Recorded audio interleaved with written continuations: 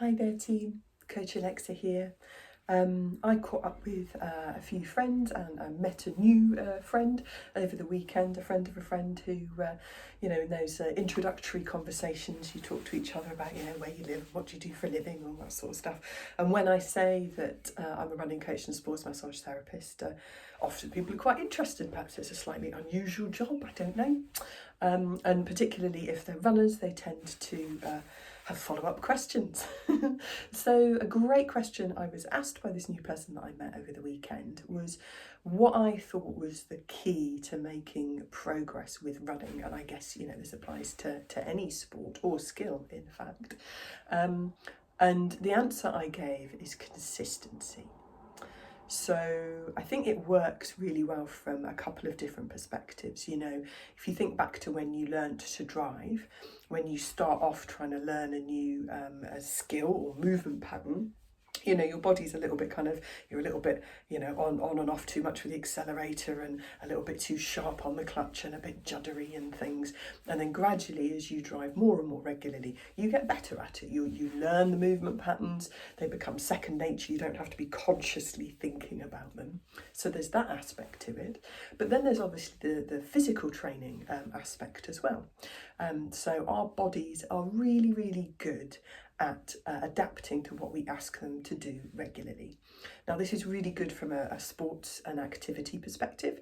When we do something regularly, our body will adapt to that and get better at it physically. It'll be behind the scenes making all sorts of physical adaptations to our cardiovascular system, to our muscles, our bones, our joints, etc.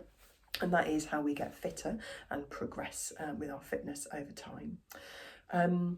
But it's also a way that we kind of get sort of into things, we build up a habit. So there's like the psychological side of things that go alongside that.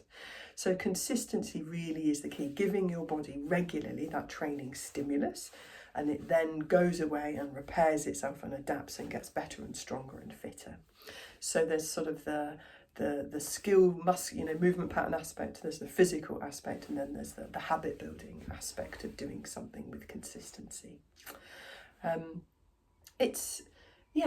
There's all sorts of other things you can do. You can train in different ways. You can do sort of different sort of speed sessions and different training blocks and all this sort of stuff. And I particularly, when I coach runners one-to-one and online, for example, on an ongoing basis, you get to know how people work, what's fun for them, what is works for them physically, where their strengths and weaknesses are, the bits we want to develop for the goals that they've got in mind, etc.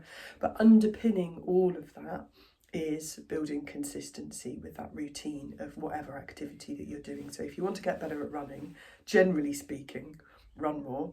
If you want to get a bit faster, do some running a little bit faster. If you want to run a bit longer, run consistently a bit longer in your long runs. If you want to get stronger, be consistent with your strength training.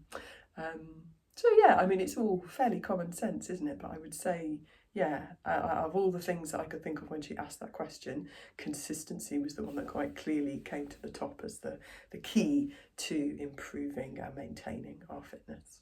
Hope that's useful.